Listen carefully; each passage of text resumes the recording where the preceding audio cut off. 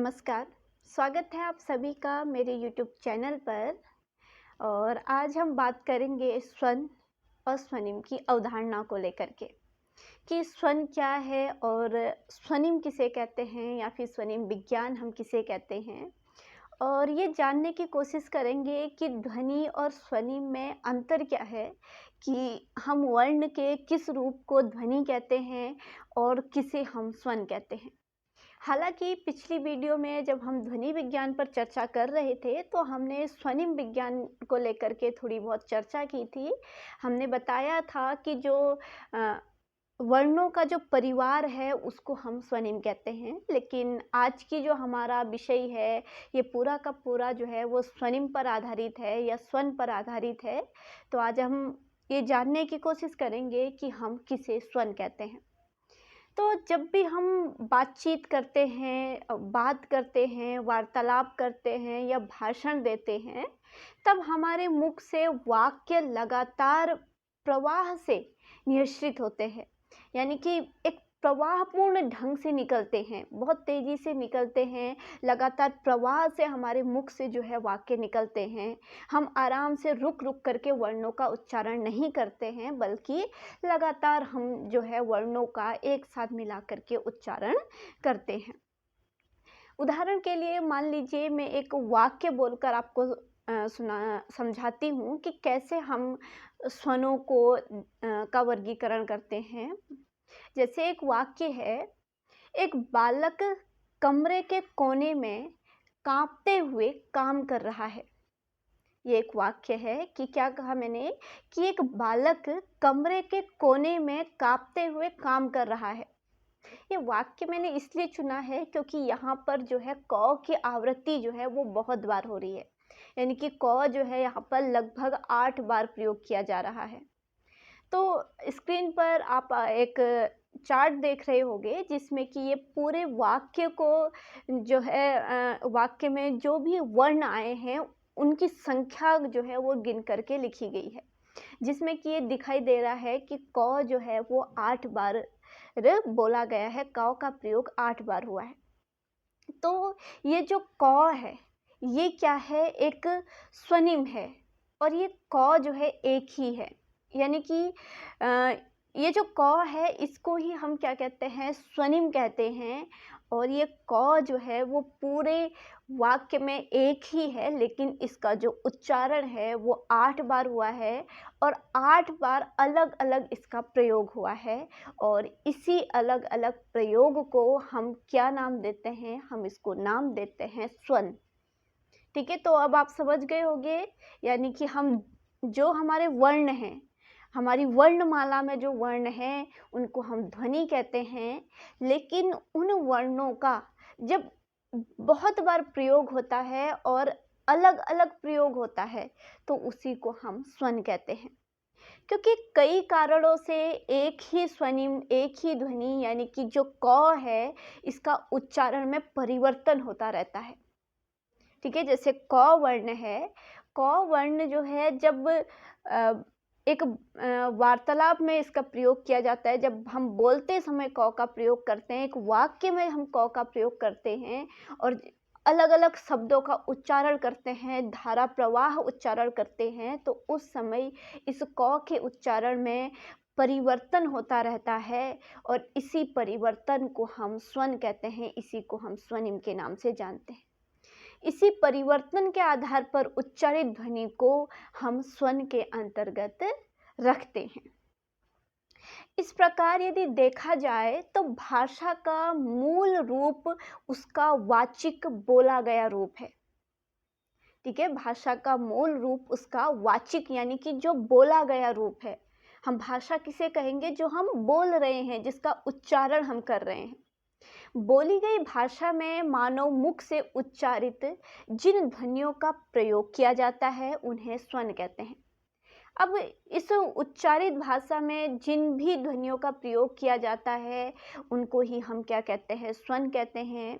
यानी कि किसी बोले गए वाक्य या शब्द में किए जा सकने वाले लघुत्तम खंड को हम स्वन कहते हैं। जैसे हमने ऊपर एक वाक्य बोला था, जब हमने उसके सारे वर्णों को अलग अलग जो है विभाजित कर दिया, अलग अलग उसके खंड कर दिए, उसकी गिनती कर दी कि ये वर्ण जो है इतनी बार बोला गया और इसका इतनी बार जो है उच्चारण जो है अलग अलग हुआ, तो इसी लघुत्तम खंड किए जाने वाले वाक्य के लघुत्तम खंड को हम क्या कह देते हैं, स्वन कहते हैं। और इन्हीं स्वनों का अध्ययन हम स्वन विज्ञान में करते हैं। ठीक है, इन्हीं जो खंडों का अध्ययन हम स्वनिम विज्ञान के अंतर्गत करते हैं। तो आप समझ गए होंगे कि हम स्वन कह रहे हैं। अगर आप बात करते हैं स्वनिम की, तो जो स्वनिम शब्द है हिंदी में जो है ये अंग्रेजी शब्द फोनिक का हिंदी अनुवाद है। अंग्रेजी में स्वनिम के लिए फोनिक शब्द का प्रयोग किया जाता है और इस फोनिक का हिंदी अनुवाद जो है वो स्वनिम है। हालांकि इसके लिए पहले ध्वनिग्राम शब्द का प्रयोग होता था और कहीं कहीं आज भी ध्वनिग्राम शब्द का प्रयोग किया जाता है, किंतु भारत सरकार की जो पारिभाषिक एवं तकनीकी आयोग है उसमें फोनिक को हिंदी अनुवाद जो है वो स्वनिम कर दिया गया है।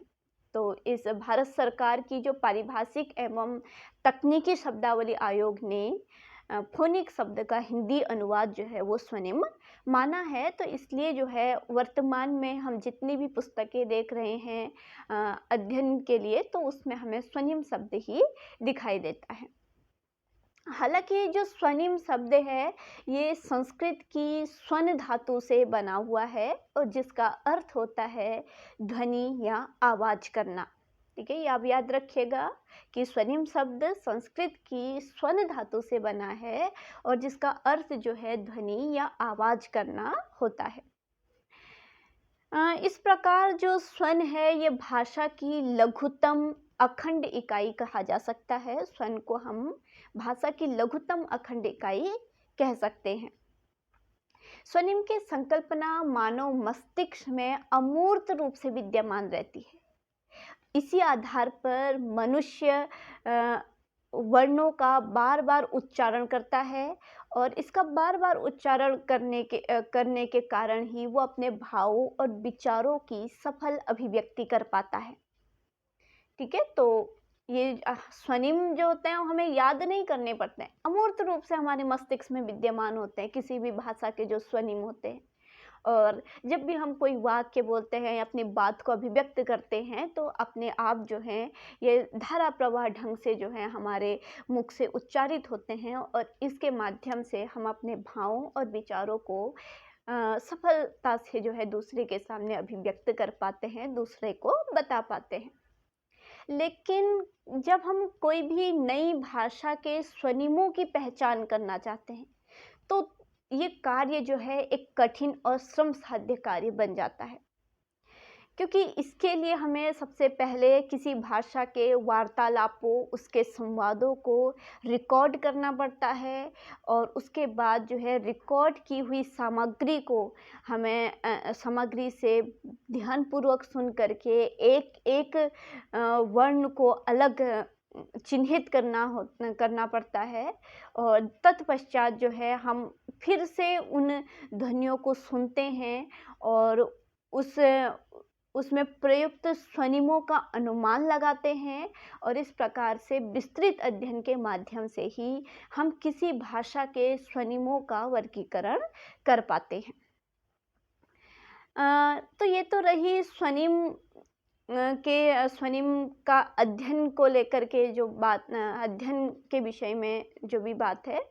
तो अगर अब हम इसकी परिभाषा की बात करें तो स्वनिम को कई विद्वानों ने परिभाषाओं में बांधने का सफल प्रयास किया है। बहुत अच्छी परिभाषाएं विद्वानों ने इसको लेकर के दी हैं। तो मैं सबसे पहले यहाँ पर आपको देवेंद्रनाथ शर्मा की परिभाषा से अवगत कराना चाहूँगी। तो देवेंद्रनाथ शर्मा जो हैं वो लिखते हैं कि स्वनिम उच्चारित भाषा का वह न्यूनतम अंश है जो ध्वनियों का अंतर प्रदर्शित करता है। इनका कहने का मतलब है कि जो भाषा हम उच्चारित करते हैं, जिस भाषा को हम बोलते हैं, उस भाषा का वह सबसे छोटा न्यूनतम अंश है जो ध्वनियों का अंतर प्रदर्शित करता है, जो ध्वनियों के बीच में अंतर को बताता है।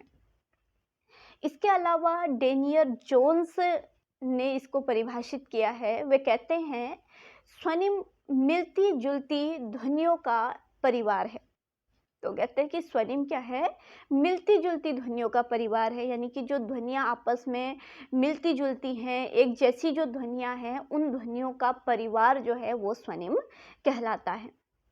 फिर ग्लीशन का कहना है, ग्लीशन कहते हैं कि स्वनिम किसी भाषा अथवा बोली में समान ध्वनियों का समूह है, यानी कि कोई भाषा या बोली में जो समान ध्वनियाँ हैं, एक जैसी जो ध्वनियाँ हैं, उनका जो समूह है उसको हम स्वनिम कहते हैं। तो इस प्रकार आज हमने स्वन और स्वनिम विज्ञान तीनों पर विस्तार से चर्चा की है। आगे जो है हम स्वनिम के भेदों उपभेदों का अध्ययन करेंगे। स्वनिम के 2 भेद हैं, इन दोनों भेदों का अध्ययन जो है हम अगले वीडियो में करेंगे। तो आज के लिए इतना ही। आप सभी का बहुत बहुत धन्यवाद।